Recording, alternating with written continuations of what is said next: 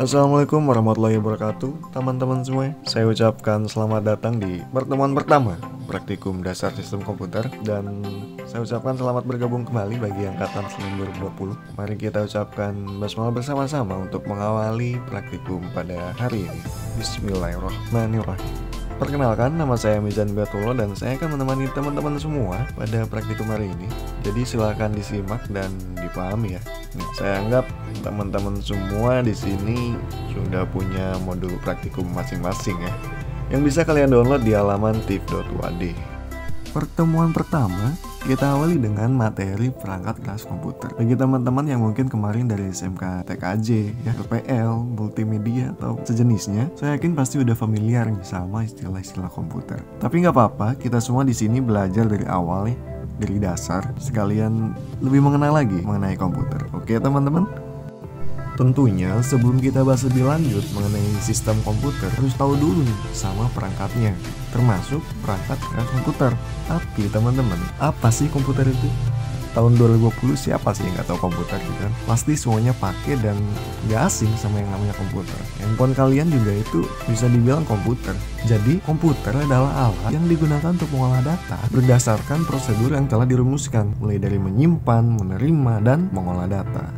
Kemudian ada apa aja di dalam sistem komputer ini? Komputer itu terdiri dari beberapa elemen teman-teman agar dapat berjalan dengan baik.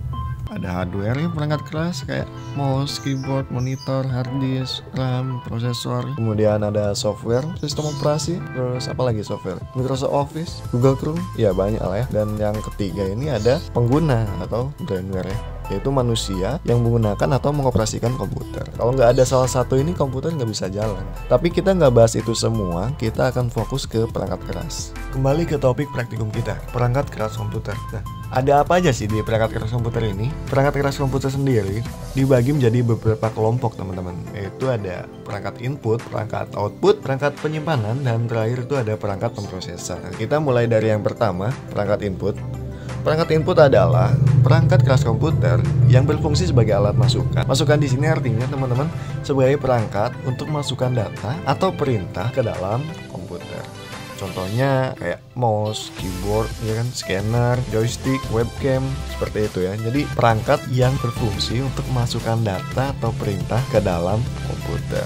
Yang kedua, kita lanjut ke perangkat output. Dari namanya aja udah tahu nih kalau ini lawan dari input. Perangkat output adalah perangkat yang berfungsi sebagai respon untuk menampilkan hasil dari pengolahan data. Pengolahan data ini dari mana? Nanti dari perangkat pemrosesan. Contoh dari perangkat output apa aja nih? Kayak monitor gitu kan, printer, speaker, dan lain-lain.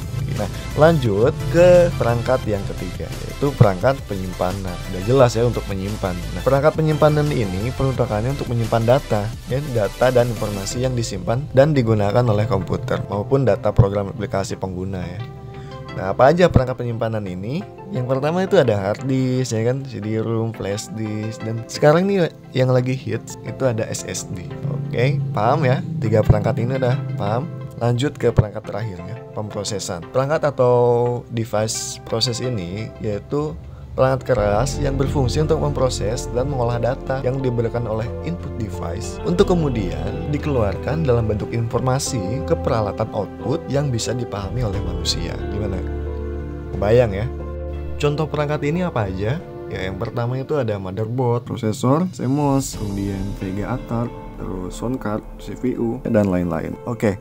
Untuk memudahkan teman-teman memahami keempat perangkat ini, kita buat sebuah contoh kasus ya. Kita punya keyboard misalkan nih. Keyboard kan perangkat input. Nah, kita menggunakan perangkat input keyboard ini ada huruf Y misalkan.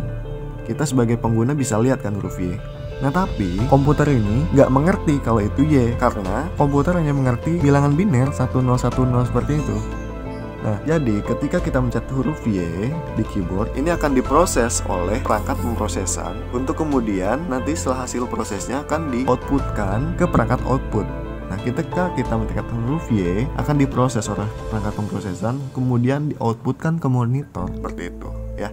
Itu dia teman-teman hal-hal yang berkenaan dengan perangkat keras komputer. Nah, sekarang kita menjadi lebih tahu ya bahwa perangkat keras itu ada macam-macamnya, dikelompokkan berdasarkan fungsinya. Jadi kita juga harus tahu prosesnya, nggak cuma tinggal make gitu.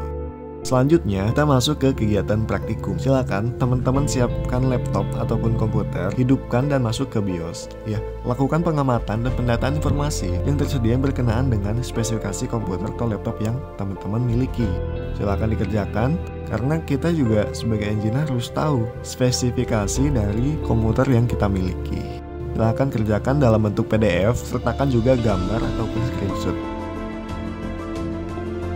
Demikian teman-teman praktikum pada hari ini, semoga bermanfaat dan dapat dipahami ya. Apabila ada yang perlu ditanyakan, silakan langsung hubungi asisten praktikum masing-masing. Sekian dari saya, mari kita tutup kegiatan ini dengan hamdalah bersama-sama. Alhamdulillahirrahmanirrahim. Sampai ketemu di minggu selanjutnya. Wassalamualaikum warahmatullahi wabarakatuh. Selamat mengerjakan.